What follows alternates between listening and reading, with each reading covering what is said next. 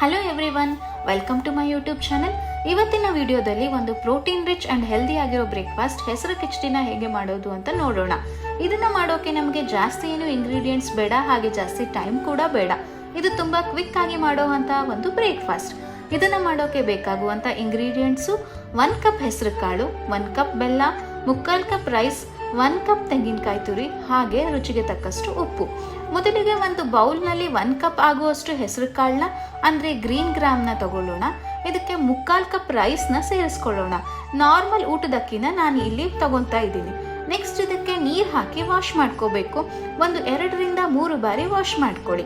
Wash ಮಾಡಿ ಆದಮೇಲೆ ಇದನ್ನ ಒಂದು ಕುಕ್ಕರ್ಗೆ ಟ್ರಾನ್ಸ್ಫರ್ ಮಾಡ್ತಾ ಇದ್ದೀನಿ. ಇದಕ್ಕೆ 4 ಕಪ್ ನೀರನ್ನ ಹಾಕೋತಾ ಇದ್ದೀನಿ.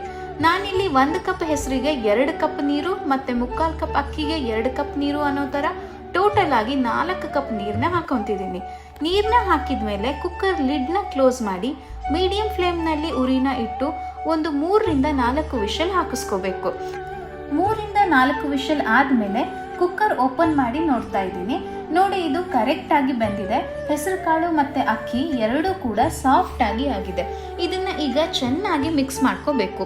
ಮಿಕ್ಸ್ ಮಾಡಿ ಆದ್ಮೇಲೆ ನಾನು ಇದನ್ನ ಸ್ವಲ್ಪ ಸ್ಮ್ಯಾಶ್ ಮಾಡ್ಕೊತೀನಿ. ಯಾಕಂದ್ರೆ ನಮ್ಮ ಮನೇಲಿ ಎಲ್ರಿಗೂ ಇದು ಸ್ವಲ್ಪ ತೆಳ್ಳಗಿದ್ರೆ ಇಷ್ಟ ಆಗುತ್ತೆ. ಈ ಸ್ಟೆಪ್ ಆಪ್ಷನಲ್.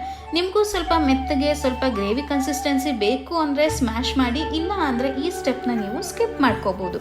ನೆಕ್ಸ್ಟ್ ಇದಕ್ಕೆ 1 ಕಪ್ ಬೆಲ್ಲ, 1 ಕಪ್ ತೆಂಗಿನಕಾಯಿ ತುರಿ, 1 ಕಪ್ ನೀರು ಮತ್ತೆ ಸ್ವಲ್ಪ ಉಪ್ಪು ಹಾಕಿ ಚೆನ್ನಾಗಿ ಮಿಕ್ಸ್ ಮಾಡ್ಕೊಳ್ಳಿ. ನಾನು ಇಲ್ಲಿ ಒಂದು ಮೀಡಿಯಂ ಸೈಜ್ ಇರೋ ತೆಂಗಿನಕಾಯಿನಲ್ಲಿ ಅರ್ಧ ತೆಂಗಿನಕಾಯಿನ ಬಳಸ್ಕೊಂಡಿದ್ದೀನಿ. ನಾವು ಹಸಿ ತೆಂಗಿನಕಾಯಿ ಹಾಕಿರೋದ್ರಿಂದ ಕಾಯಿ ಸ್ವಲ್ಪ ಬೇಯಬೇಕು ಮತ್ತೆ ಬೆಲ್ಲ ಕೂಡ ಚೆನ್ನಾಗಿ ಕರಗಬೇಕು. ಇದಕ್ಕೆ ನಾವು ಮೀಡಿಯಂ ಫ್ಲೇಮಲ್ಲಿ ಒಂದು 7 ರಿಂದ 10 ನಿಮಿಷ ಕುಕ್ ಮಾಡ್ಕೋಬೇಕು. ನಿಮಗೆ ಇದು ಏನಾದರೂ ಸ್ವಲ್ಪ ತಿಕ್ ಅಂತ ಅನಿಸಿದ್ರೆ ಈಗ ಕೂಡ ನೀವು ಒಂದು ಅರ್ಧ ಕಪ್ ನೀರು ಹಾಕೋಬಹುದು.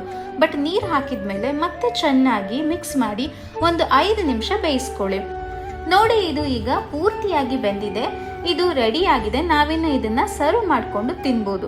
ಇದಕ್ಕೆ ತುಪ್ಪ ಕೂಡ ಹಾಕ್ಕೊಂಡು ತಿನ್ಬೋದು. ಟೇಸ್ಟ್ ಇನ್ನೂ ಚೆನ್ನಾಗಿ ಇರುತ್ತೆ. ನಿಮಗೆ ಕೂಡ ಈ ರೆಸಿಪಿ ಇಷ್ಟ ಆಗಿದ್ರೆ ಮನೆಯಲ್ಲಿ ಟ್ರೈ ಮಾಡಿ ಅಂಡ್ ಹೇಗೆ ಆಗಿದೆ ಅಂತ ಹೇಳ್ಬಿಟ್ಟು ಕಮೆಂಟ್ನಲ್ಲಿ ತಿಳಿಸಿ. ವಿಡಿಯೋ ಇಷ್ಟ ಆಗಿದ್ರೆ ಒಂದು ಲೈಕ್ ಮಾಡಿ. Thanks for watching my video. Bye.